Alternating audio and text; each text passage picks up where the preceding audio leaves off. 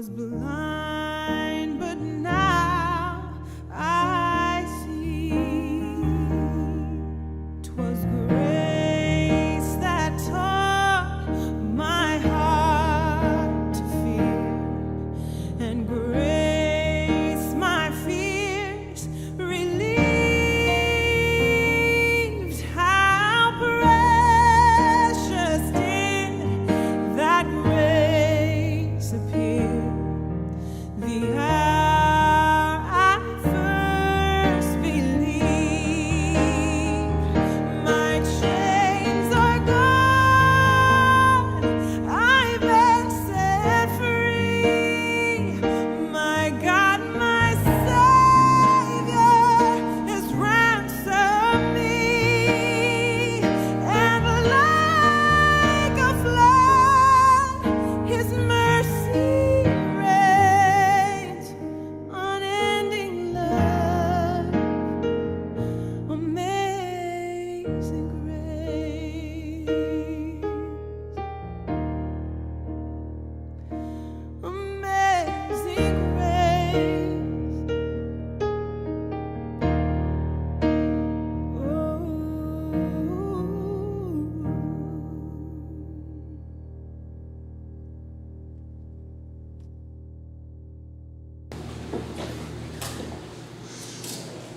O que deixa você indignado?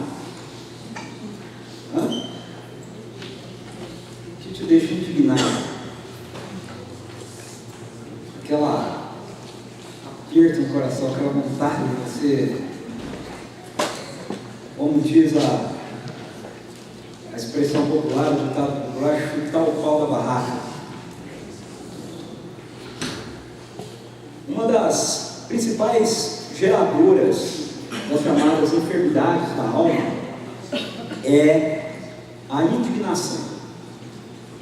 Não a indignação em si, mas essa indignação que a gente mantém alojada dentro do nosso coração, dentro da nossa alma, porque essa indignação ela acaba virando revolta. A indignação ela tem um efeito na nossa alma semelhante à da panela de pressão. Quando a gente coloca o feijão, né, no fogo lá para cozinhar, né, ou vai cozinhar qualquer outra coisa na panela de pressão, a válvula da panela ela precisa funcionar bem, não é? Para que à medida que a pressão se faz dentro da panela, o vapor seja liberado e assim a panela não exploda. Se a válvula não estiver funcionando bem, a pressão é mantida dentro da panela, ela não é liberada, aí o que acontece? Explode, né? Eu, graças a Deus, nunca vi uma explosão dessa assim, mas dizem que é um negócio muito feio, né? Eu me lembro que quando criança, pequeno, uma vez aconteceu lá na minha casa, né, com a minha mãe lá, mas eu não me lembro da cena do negócio, né? Eu só consigo me lembrar da cozinha toda suja de feijão para tudo quanto é lado, né? Mas eu não consigo me lembrar da cena em si, da explosão da panela, mas dizem que é um negócio assustador, ok? E nós estamos vivendo numa sociedade que continuamente nos expõe a uma série de notícias más, uma série de notícias ruins. Nós todos os dias quase vemos notícias a respeito de corrupção, a respeito de falcatruas, nós vemos situações humilhantes e é natural, ok, que isso vá nos enchendo de indignação. Seria antinatural nós nos depararmos com todas essas coisas e a gente não sentir nada, a gente não ficar indignado. Então a indignação em si ela não é um problema, mas quando ela é alojada dentro de nós, ela é um problema. Quando nós não a liberamos, ela é um problema. Eu pensei em algumas coisas que talvez possam nos indignar, né? Possa gerar em nós essa pressão interna, né, que nos leva muitas vezes a gritar, chega, não aguento mais, né? Tem que parar, né? Então eu não sei o que você pensou aí no que te indigna, mas eu fiz uma listinha aqui, né, de coisas que dá vontade de a gente pegar um porrete, né, e resolver o negócio. Né? Então, por exemplo, você nunca se indignou com a malcriação de um filho para com seu pai? Às vezes você está num shopping, num lugar público, num mercado, alguma coisa, você vê assim uma cena, né, do filho mal criado com o pai, com a mãe ali, né, passando o maior carão, tentando de todo jeito resolver o negócio, né, e o filho se faz cada vez mais mal criado. Né? Às vezes eu penso comigo assim, às vezes eu estou com a Suzy, até comento com ela, se é meu filho, dava ali logo uma palmada, não sei o que tem, né? Opa, hoje não pode falar isso, né? Está gravando, vai passar, aí a turma vai falar que eu espanco as crianças, ok?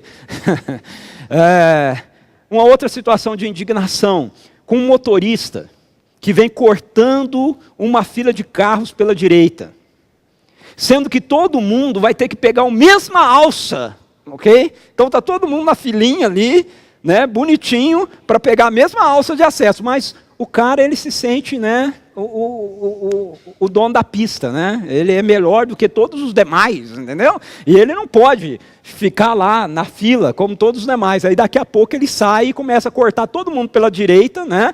E aí faz com que a fila demore mais ainda, porque lá na frente ele quer entrar de todo jeito, e a turma está entrando, né? E ele está indo pelo acostamento. Isso não te deixa indignado? Me deixa indignado. Por exemplo, você nunca se sentiu indignado com políticos anunciando aumentos exorbitantes dos seus próprios salários, enquanto que aposentados e outros trabalhadores recebem ninharia em seus ajustes salariais, se recebem? Isso não deixa a gente indignado? Um outro exemplo, você nunca se sentiu indignado com um pregador prometendo, pregador, né? Como eu estou falando aqui para vocês agora, né? Prometendo que Deus fará coisas extraordinárias pela pessoa, se ela entrar na campanha tal ou qual e deixar ali seu dinheiro suado, que deveria ser usado para pagar as contas do mês. Aqueles pregadores que dizem, não, você tem um carnê que tem que pagar. Não, não paga não, dá o dinheiro do carnê aqui na campanha e Deus vai te dar o dinheiro para você quitar o carnê inteiro. Aí o sujeito vai lá, dá o coitado do dinheiro dele que tinha que ter pago lá, sei lá, a prestação da geladeira das Casas Bahia, prestação do carro, e aí depois, no final do mês, cadê o dinheiro prometido? E outras promessas, né? Você nunca se sentiu indignado com uma pessoa em quem você investe seu tempo, investe sua energia, sua atenção, sua preocupação, suas orações, e depois a pessoa simplesmente resolve ir embora? Vai embora. Larga você de lá, deixa você, vai embora. Você nunca se sentiu indignado com a covardia de alguém mais forte, espancando alguém mais fraco e indefeso? E a lista pode continuar aí. Você pode acrescentar algumas coisas que deixam você indignado. Eu coloquei algumas coisas aqui que me deixam indignado. Ok? Talvez você compartilhe algumas delas, talvez não. E você pode acrescentar outras coisas aí. Indignação é um sentimento de cólera ou de desprezo diante da indignidade. Okay? Da realidade que a gente vê acontecendo ao nosso redor. Da injustiça, da afronta. Okay? Indignação tem a ver com uma repulsa que vem de dentro de nós. Até mesmo, muitas vezes, uma revolta com determinadas situações. A indignação, ela pode tomar a forma da ira intensa, ela pode tomar a forma de ódio, de raiva. Quando? Quando nós não lidamos com ela, ok? Quando nós não lidamos com nossa indignação, ela pode tomar duas proporções diferentes. Ela pode se transformar em um rompante de ira intenso, né? Essa que a gente pega o porrete, né? E a gente quer partir para cima, ok? Ela pode se transformar nesse impulso de ódio e de raiva, nos levando a explodir, a ter atitudes inadequadas, inflamadas, impensadas, atitudes às quais depois nós vamos ter que lidar com as consequências geradas por ela. Ok? Mas uma outra postura que a gente pode ter é aquela de tentar sufocar dentro de nós a indignação. E quando a gente toma essa postura, okay, de segurá-la dentro de nós, ela pode nos levar à enfermidade da alma, ela pode nos levar a adoecer, ok? Nos levar a um estado melancólico, até mesmo um estado depressivo. Então nenhuma dessas duas opções são boas, né? Você deixar simplesmente a sua indignação extravasar num rompante de raiva, indignação, ódio, né? Produzida pela sua indignação, não é bom, porque depois você vai ter que lidar com as circunstâncias que vão vir por causa disso. Mas também não é bom você reter, né, dentro de você. Fala, não, eu vou segurar aqui, estou indignado, mas não vou falar nada não, né? Aí fica que nem o sujeito aí, né? Saindo fumaça assim pelas orelhas, né? Pelo nariz, bufando, né? Se nenhuma das duas alternativas são boas, qual a alternativa adequada? Eu quero convidar você para a gente dar uma olhada num salmo da Bíblia, um outro salmo escrito por Davi, Salmo 13, okay? Que pode ser chamado de o Salmo dos Indignados. O Salmo 13 pode ser apelidado como o Salmo dos Indignados. E aprender aí como é que Deus pode tratar com essa limitação da nossa alma. Então abra sua Bíblia no Salmo 13, ou então ligue, né, a sua Bíblia lá. E vamos dar uma olhada no que o salmista nos ensina, o que Davi nos ensina, o que Deus nos ensina através dessa porção da sua palavra a respeito de nós lidarmos com essa limitação da nossa alma que tem a ver com a indignação de uma maneira que ela nem se extravase nessa postura de ódio, de ira, né? E nem se mantenha alojada dentro de nós de uma forma que venha a adoecer, ok? A nossa alma. O primeiro ensino que o salmista traz para a gente aqui é que nós devemos levar a nossa indignação até Deus. O Salmo 13 é uma oração de Davi. Como eu já expliquei, os salmos são canções, né? E muitas dessas canções, elas são orações, né? Cantadas, ok?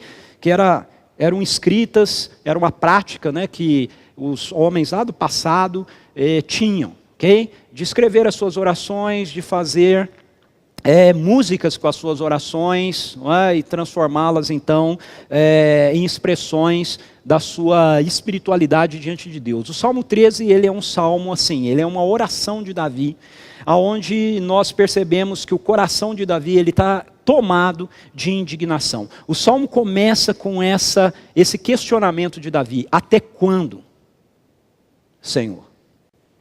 Isso não é uma expressão de indignação?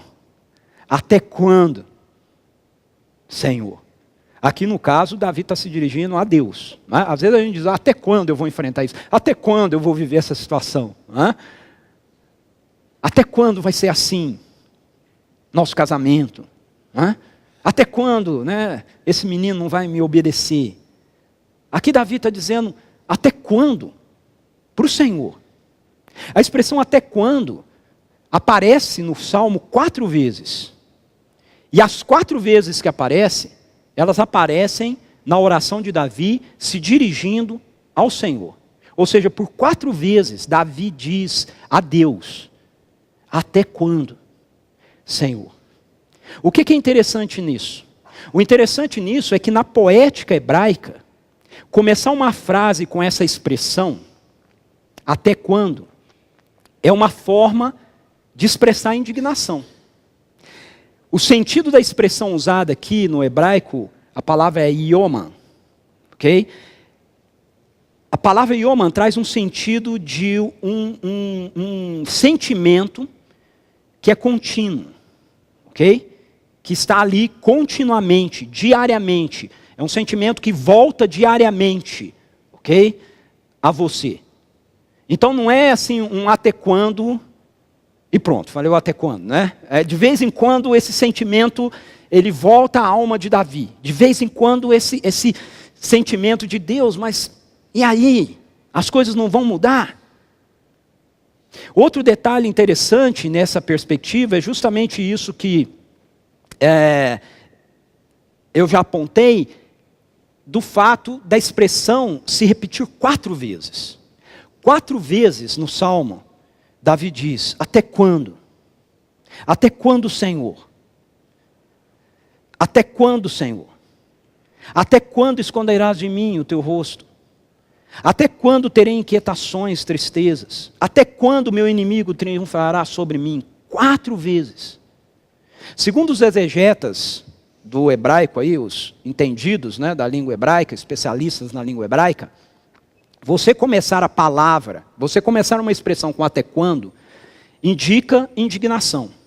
Mas você repetir a palavra até quando 4 vezes, dirigidas a uma mesma pessoa, numa sentença ou numa conversa, traz a ideia de que você está pegando a pessoa, tomando a pessoa pelos colarinhos.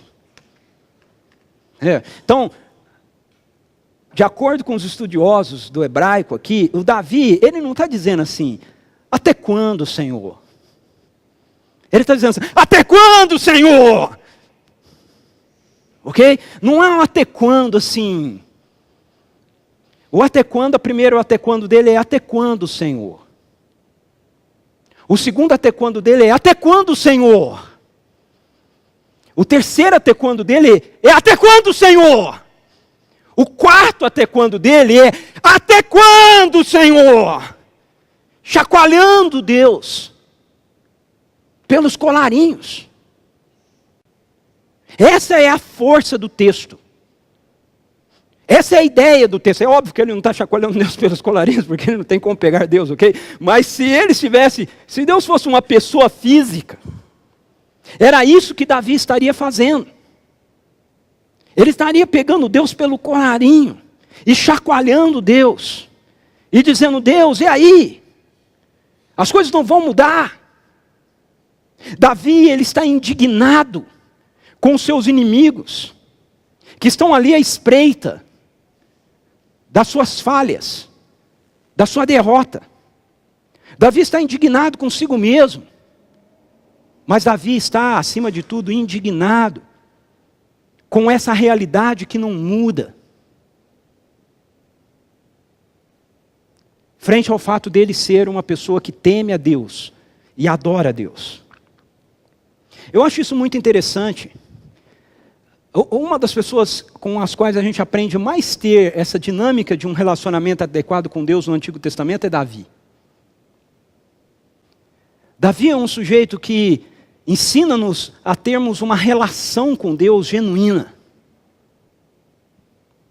E isso é muito interessante porque às vezes a gente quer ter uma relação com Deus que é baseada na nossa religiosidade. Não é?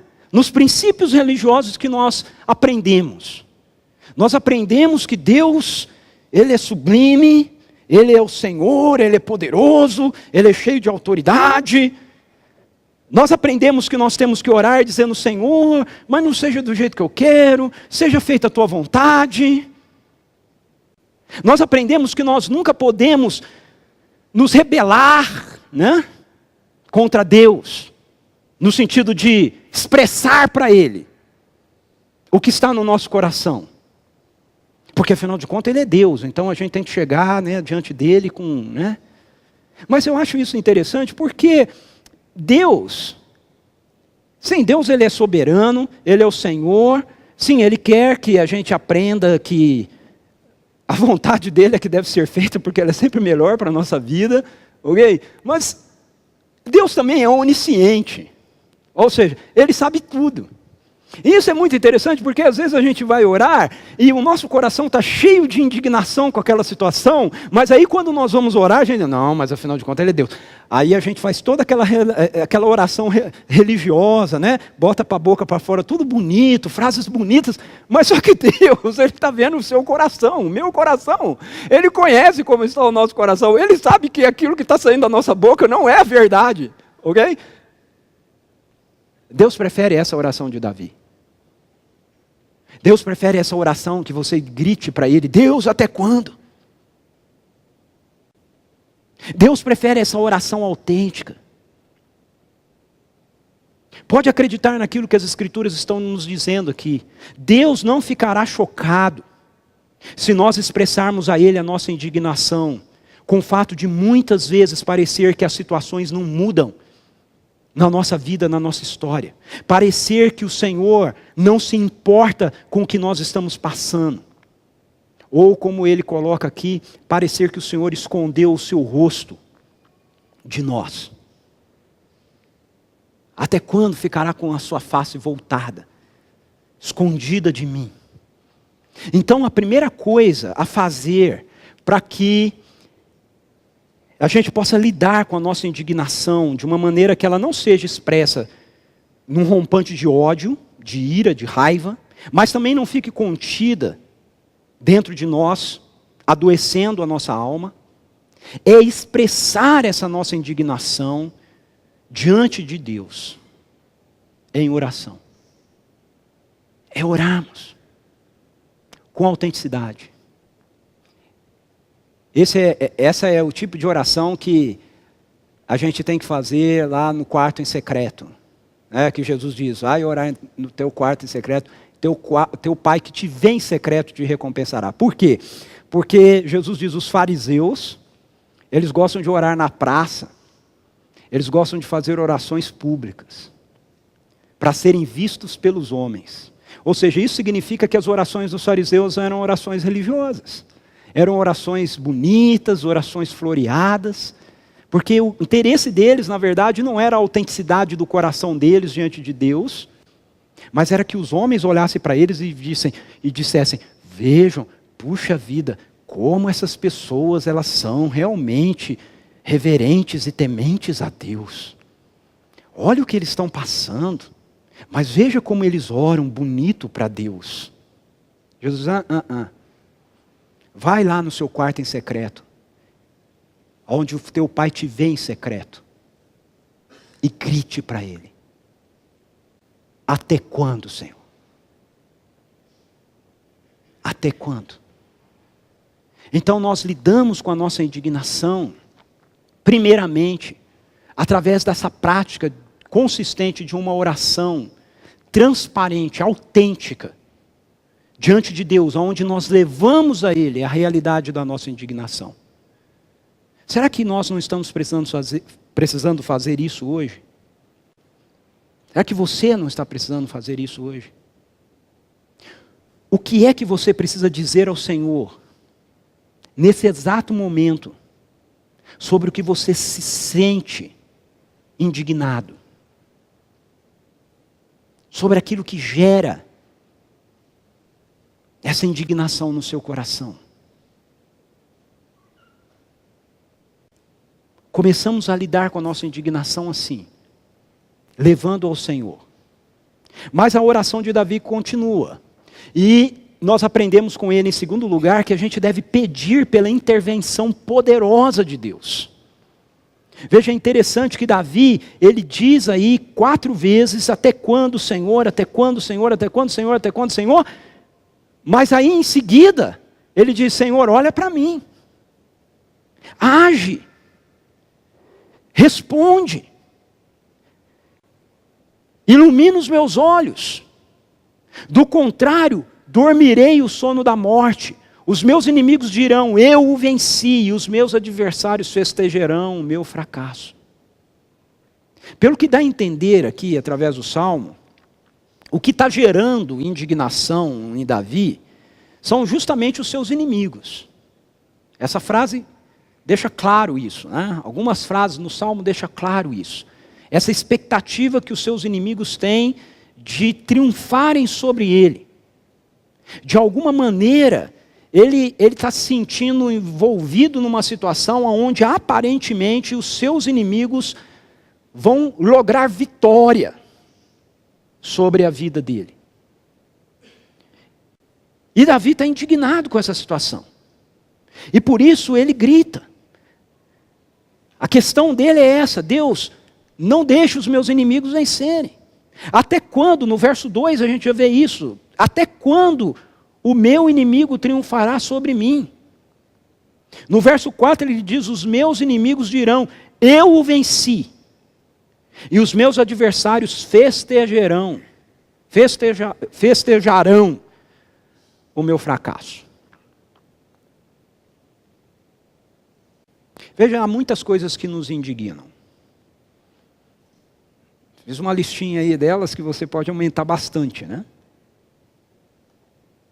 Mas uma das realidades que a palavra de Deus aponta para a gente, que deveria gerar também indignação no coração da gente, é justamente a consciência de que, assim como existe um Deus bom e amoroso com o qual a gente se relaciona, existe um ser maligno que detesta Deus e detesta todos aqueles que amam a Deus. E está indubitavelmente comprometido em poder destruir a vida de qualquer pessoa que ame a Deus. Esse ser, as Escrituras chamam de Satanás, diabo. Na linguagem popular, né? Capeta. Certo? Esse ser espiritual do mal, que orquestra as ações dele para que, de alguma maneira, ele possa atingir o nosso coração, ele possa ver a nossa queda em relação ao nosso amor, à nossa devoção, o nosso compromisso com Deus. Veja, é muito importante nós entendermos isso. O problema de Satanás não é comigo ou com você. O problema de Satanás é com Deus. Ok? É com Deus. E por que ele nos ataca? Porque nós, seres humanos, fomos criados à imagem e semelhança de Deus. Então, nos atacar, deformar a imagem e a semelhança de Deus em nós, é o maior triunfo para ele. Porque com isso ele diz para Deus: veja aquilo que o Senhor criou, a sua imagem e semelhança, o que se tornaram. E quando o Evangelho nos alcança, e nós somos redimidos pelo poder desse Evangelho, e começa o processo de nos levar de volta à imagem e semelhança de Deus, o alvo dele, então, passa a ser nos atacar para nos convencer de que Deus não é fiel a nós. Nos levar a nos decepcionarmos com quem Deus é, com quem Ele diz ser para nós. A palavra de Deus diz que esse inimigo continuamente espreita, esperando o nosso fracasso, para que ele possa se alegrar nele. Assim como os inimigos de Davi esperavam a queda dele para que eles pudessem se alegrar.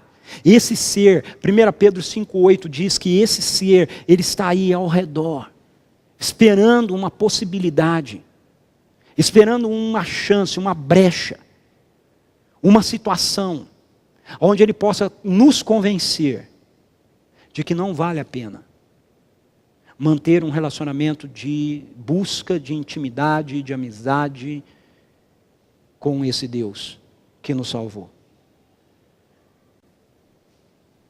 O escritor em 1 Pedro diz: sejam sóbrios e vigiem, o diabo, o inimigo de vocês, anda ao redor como um leão, rugindo e procurando a quem possa devorar. E aí eu gostaria de perguntar para a gente, cientes disso, nós ficamos indignados com a constatação do nosso pecado? Nós ficamos indignados em olhar para dentro do nosso próprio coração, que talvez já tenha sido alcançado pelo Evangelho, ok? Talvez você esteja aqui e o Evangelho ainda não é uma realidade com a qual você está alinhado, convencido, você ainda está pensando se isso é assim mesmo. Tudo bem. Mas talvez o Evangelho já tenha te alcançado. Ele já me alcançou. E muitas vezes eu olho para dentro do meu coração, que já foi alcançado pelo Evangelho, e eu identifico que nem tudo nele está alinhado com o Evangelho. Quando nós encontramos essas coisas, a gente fica indignado com isso. Puxa, mas por que eu ainda resisto a essa realidade aqui de Deus para a minha vida? A gente fica indignado com a nossa falta, por exemplo, de conhecimento de Deus.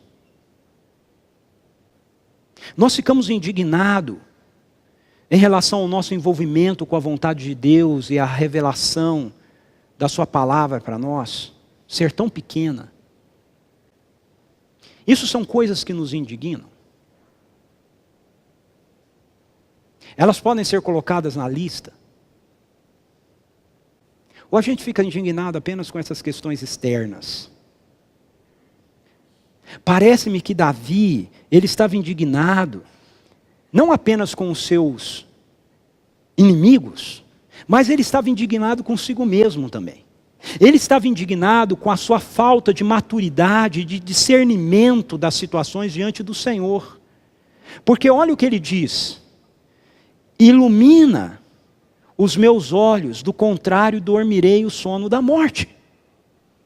Ele está vivendo uma situação, ele está indignado com os inimigos dele, mas ele também está indignado com ele mesmo, porque ele está dizendo: Deus, eu não estou conseguindo discernir o que está acontecendo aqui. Ilumina meus olhos. Eu deveria ter uma outra visão disso, eu deveria estar enxergando o que está por detrás dessa situação, mas eu não consigo. Então ele está indignado com a incapacidade dele de enxergar as coisas da maneira certa, da maneira correta. A expressão que aparece aí, olha para mim, bem como expressões paralelas a essa, como por exemplo, lembra-te ou desperta-te, toda vez que você estiver lendo a Bíblia e aparecer algumas dessas expressões, olha para mim, lembra-te, desperta-te. O que essas expressões estão dizendo? O que elas querem se referir? Elas são expressões que se referem a um pedido que você está fazendo a Deus para que Ele intervenha de forma sobrenatural e poderosa numa situação.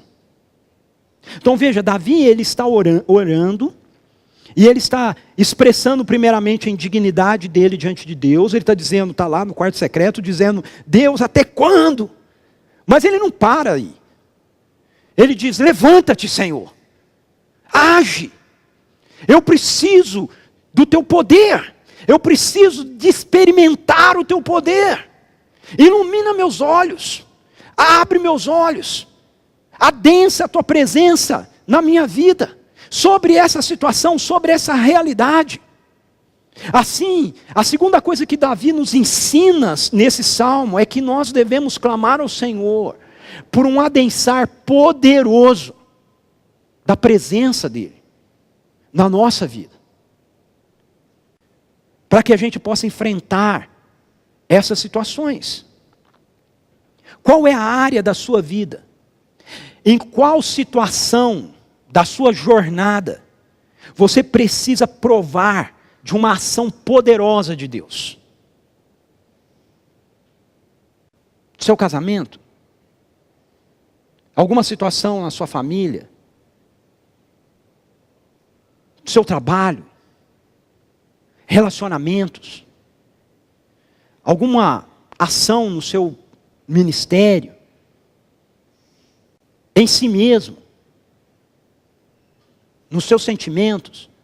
Aonde você precisa experimentar? Aonde você precisa dizer: Deus, levanta-te e traz mais do teu poder sobre mim, para que eu possa lidar com isso. A palavra de Deus deixa claro para nós que a nossa fé no Evangelho, a nossa fé naquilo que Jesus Cristo realizou por nós, na sua morte, na sua ressurreição, nos abre as portas para experimentarmos, não apenas um conhecimento teórico a respeito da palavra de Deus e a respeito de Deus, mas para experimentarmos a presença poderosa do seu reino na nossa vida, no nosso viver. E o que acontece aqui, veja bem, eu não sei se você é como eu, ok? Mas se você for como eu, o que acontece aqui é o seguinte: eu olho para alguma determinada situação na minha vida e eu não vejo aquilo acontecer. Logo eu concluo que aquilo não acontece. Certo? Isso não é assim. Por exemplo, eu preciso ver Deus fazendo um milagre, curando alguém, e aí eu oro e nada acontece. Aí a minha conclusão isso não é assim. Mas não é o que a Bíblia nos diz.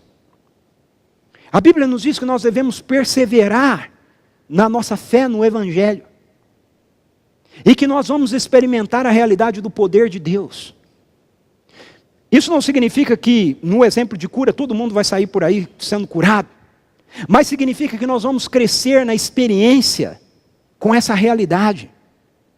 Nós vamos perceber isso de forma mais intensa na nossa vida. Se nós recebemos o Evangelho, nós recebemos com o Evangelho tudo que é do Evangelho. Em algum momento na história da igreja, isso foi separado.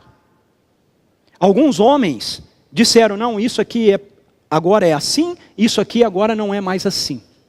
Mas veja, tudo está na mesma Bíblia, no mesmo livro. E, apesar de já ter estudado muito, né, já ter feito vários cursos e tudo mais, eu nunca consegui entender como é que nós temos essa autorização, ou essa autoridade para separar e dizer isso é hoje, isso não é hoje. E olha que eu já li muito sobre isso. Está no mesmo texto, na mesma Bíblia. Deixa-me te dar um exemplo. Marcos capítulo 16, versículos 15 a 18. Olha só. E disse-lhes, Jesus estava comandando a sua igreja, e disse-lhes, vão pelo mundo todo e preguem o Evangelho a todas as pessoas. Quem crer e for batizado será salvo, mas quem não crer será condenado. Estes sinais acompanharão os que crerem. Em meu nome expulsarão demônios, falarão novas línguas, pegarão em serpentes, e se beberem algum veneno mortal, não lhes fará mal nenhum. Imporão as mãos sobre os doentes e eles ficarão curados. Veja, como é que nós podemos dizer que vão pelo mundo todo e preguem o Evangelho a todas as pessoas, é para hoje, e o resto do texto não é para hoje. Onde é que a gente tem a autorização? Onde é que está a divisão desse negócio?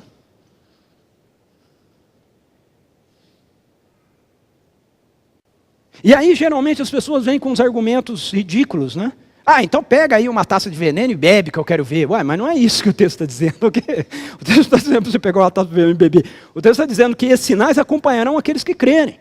Se numa determinada situação, de repente, você se deparar com algo assim, né? Tomar alguma coisa que faz mal, ok?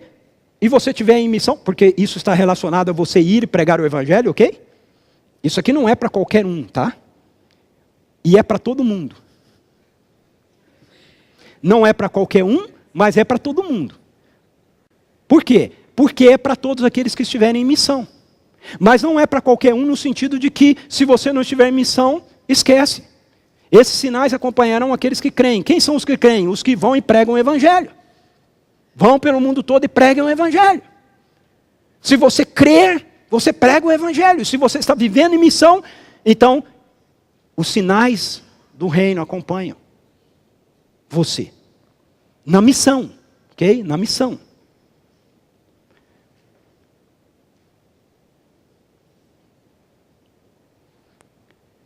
Nós precisamos de uma fé prática, não teórica. Nós transformamos fé num conjunto, numa aceitação intelectual de um conjunto de doutrinas que nos são apresentados sobre a Bíblia. Nós resumimos fé nisso. Veja, eu não estou dizendo que fé não envolva a compreensão intelectual e a fé num conjunto de doutrinas sobre a Bíblia. Eu estou dizendo que a fé é mais do que isso. Nós resumimos a fé nisso. Mas a fé que a Bíblia nos apresenta é prática.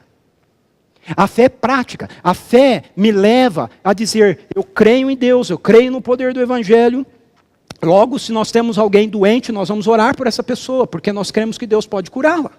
Se Deus vai ou não vai curá-la é uma outra conversa, mas nós cremos que Deus pode curá-la. E por isso nós vamos orar. A gente olha situações perigosas ou situações que podem comprometer a nossa saúde e a gente diz assim, ok, nós vamos lá, nós vamos para aquele lugar, nós vamos pregar o evangelho ali, nós vamos ir lá para selva amazônica. Ah, mas tem malária. Pois é, mas esses sinais acompanharão aqueles que creem, ok? Se beberem coisas mortíferas, se um mosquito mortífero me picar, eu posso ficar com malária, mas se Deus tiver uma missão para mim, cumprir com aquilo que eu estou fazendo ali, eu não vou morrer. Eu não vou morrer. Ronaldo Lidório, que é um missionário da Igreja Presbiteriana do Brasil, talvez alguns de vocês aqui o conhecem, plantou a igreja na região da África dos Concombas, ele teve 8 malárias, hemorrágicas, tá? Só a primeira que foi malária normal, as outras foi tudo. E ele está vivo. Estava falando no CTPI na semana passada. Ok? Nós experimentamos essas coisas. Nós precisamos acreditar.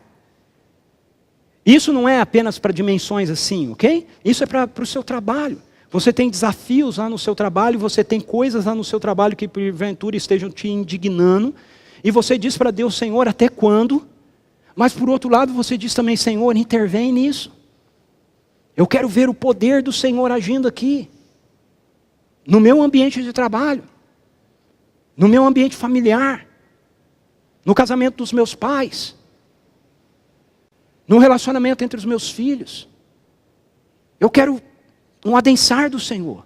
A nossa fé no Evangelho tem trazido consigo expectativas pelos sinais do reino de Deus. Ou nós nos tornamos pessoas tão lógicas e tão confiantes nos nossos próprios recursos, que a gente acha que não precisa disso. Talvez esse seja um dos motivos pelos quais Deus de vez em quando permite que uma série de coisas possam acontecer na vida da gente.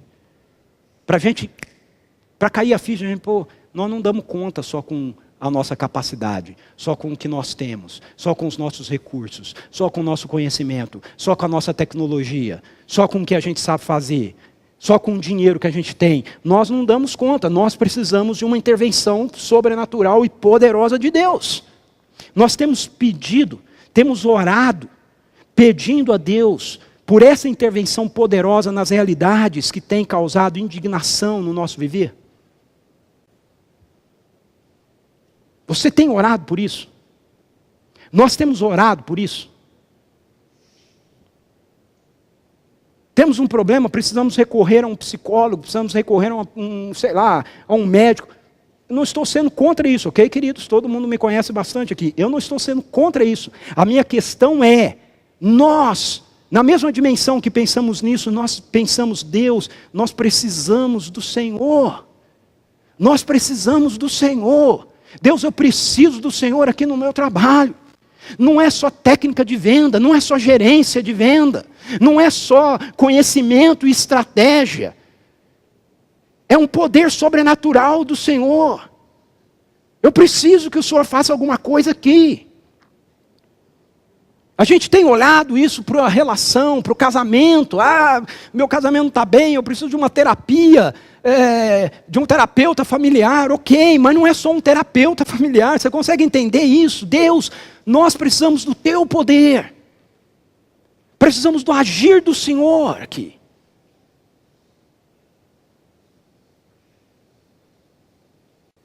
Precisamos ter consciência disso. Davi tinha consciência disso. Davi expõe a sua indignação diante de Deus, mas Davi também diz, Deus, vem, age. Mas veja como Davi termina a sua oração. Com ela a gente aprende o terceiro ensino desse salmo, para como a gente pode lidar com essa enfermidade ou com essa disfuncionalidade da nossa alma.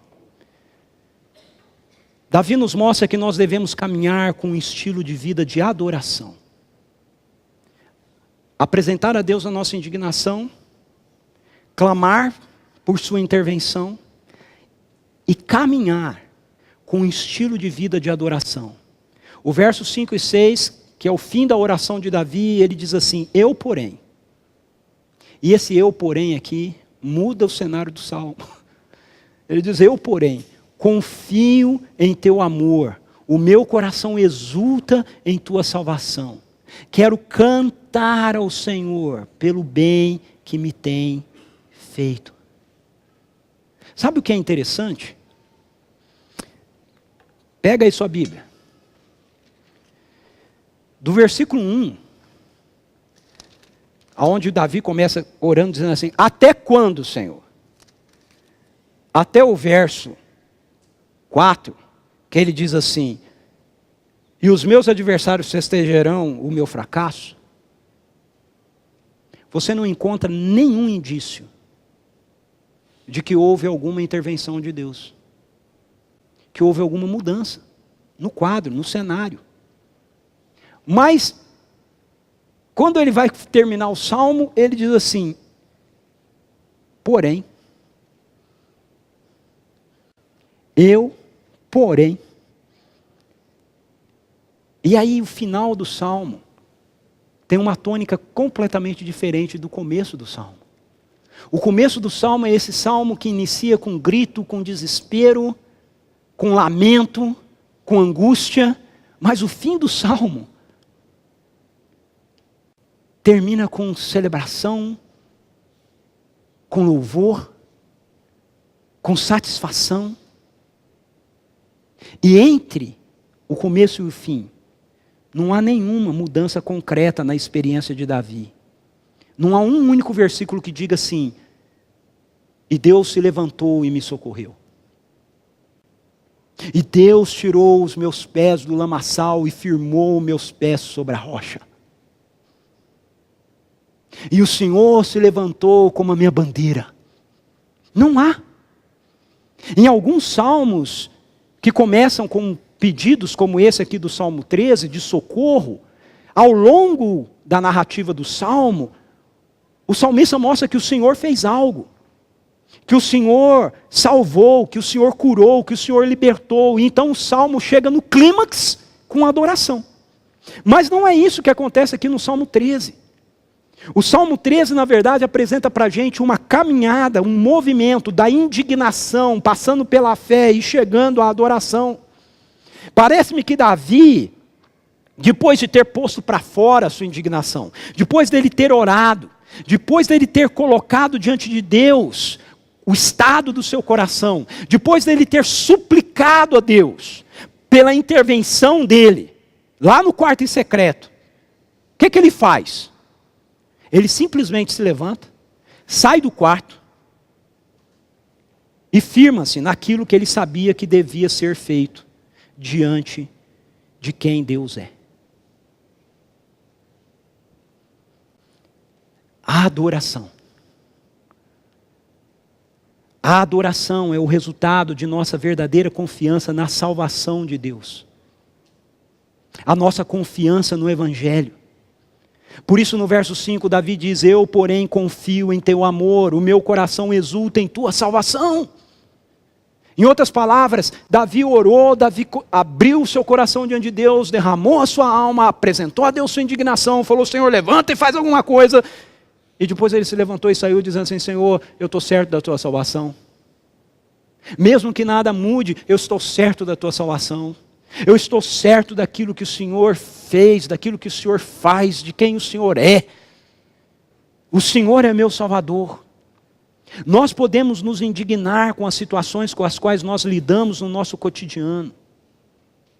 Mas quando a nossa mente se volta para a realidade da salvação, que nos é oferecida, que nos é dada em Jesus Cristo, quando nós nos lembramos que aquilo que nós recebemos transcende o nosso espaço e o tempo, então o nosso coração exulta na salvação do Senhor. Mesmo que nada tenha mudado, a gente adora. Porque a gente diz: Senhor, Tu és meu Salvador. Veja, o apóstolo Paulo compartilha desse sentimento de Davi. Ele diz assim: por essa causa, pela causa do Evangelho, também sofro, mas não me envergonho, porque sei em quem tenho crido. E estou bem certo de que Ele é poderoso para guardar meu depósito até aquele dia. A adoração é o resultado do reconhecimento de que o Senhor tem nos feito bem, mesmo em meio à nossa indignação, mesmo em meio à indignação que é gerada por um mundo que continua desconectado com o seu Criador. Davi diz no verso 6, quero cantar ao Senhor pelo bem que me tem feito. Mas que bem, não mudou nada no Salmo. Mas Ele tem me feito bem. Ele tem me feito bem. Mesmo que as circunstâncias não mudem. Ainda. Ele tem me feito bem. Um coração cheio de louvor a Deus como fruto da nossa gratidão a Ele é o melhor antídoto contra a indignação. O melhor. Deus, meu coração está muito indignado. O cara acabou de me cortar aqui pela direita. Miserável. Mas, Senhor, louvado seja o Teu nome, porque eu estou vivo. Eu estou vivo. Se eu estou aqui e o cara me cortou pela direita, é porque eu estou vivo. Eu estou com saúde indo para o meu trabalho. Eu estou seguro nas mãos do Senhor.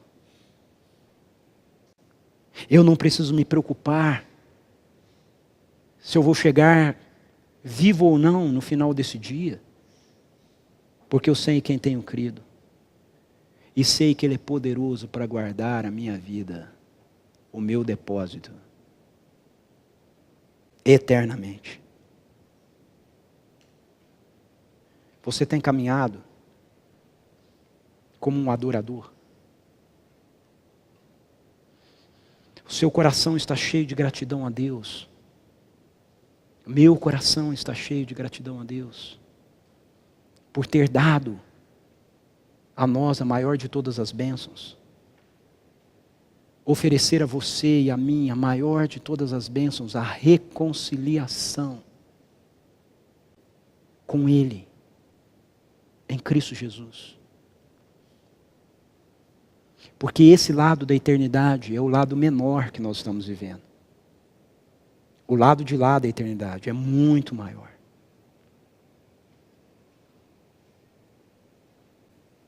E passar para o lado de lá da eternidade sem se reconciliar com Ele desse lado, nos levará a viver toda essa realidade numa vida de total separação, total solidão. Mas Deus resolveu isso para mim e para você em Cristo Jesus. Nós precisamos tomar cuidado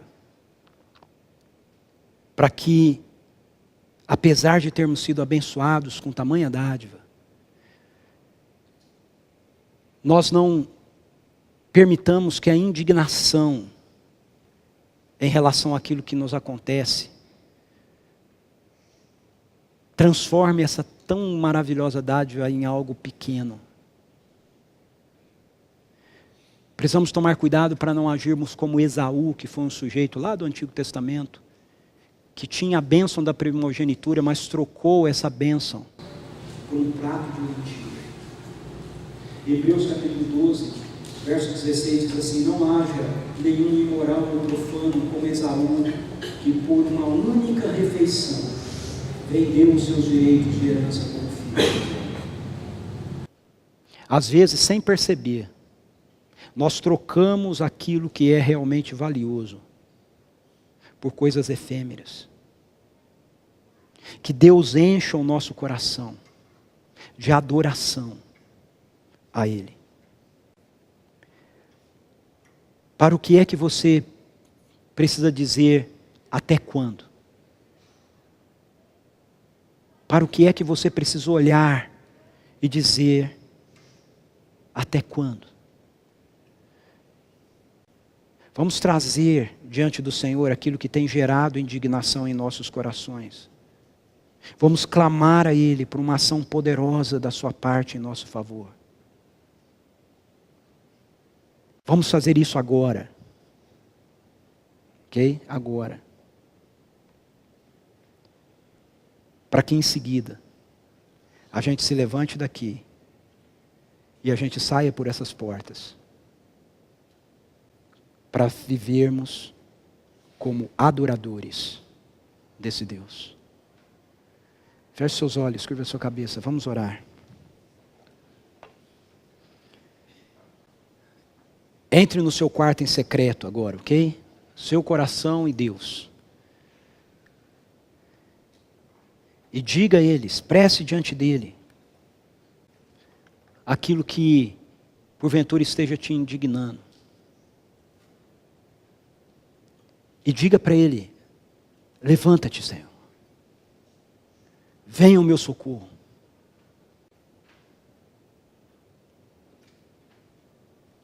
Venha ao meu socorro.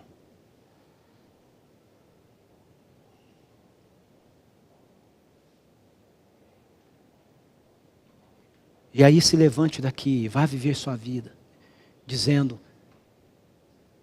meu coração está cheio de júbilo pela salvação que o Senhor me deu.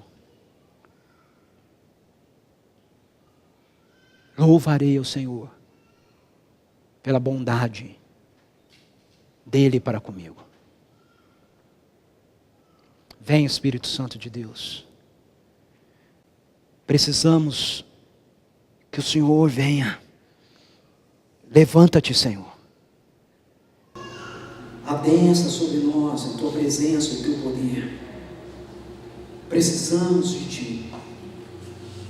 Precisamos que a presença poderosa do Senhor renove o nosso coração. Lide com a nossa indignação. Restaure em nós a alegria da salvação. Motive-nos a, como fez Davi, independentemente de mudanças visíveis acontecerem ou não, respondermos ao Senhor como adoradores, por quem o Senhor é. O Senhor é o nosso Salvador. O Senhor é um Deus que nos tem feito bem. Que a gente viva assim, para a honra e glória do teu nome. Em nome de Jesus. Amém.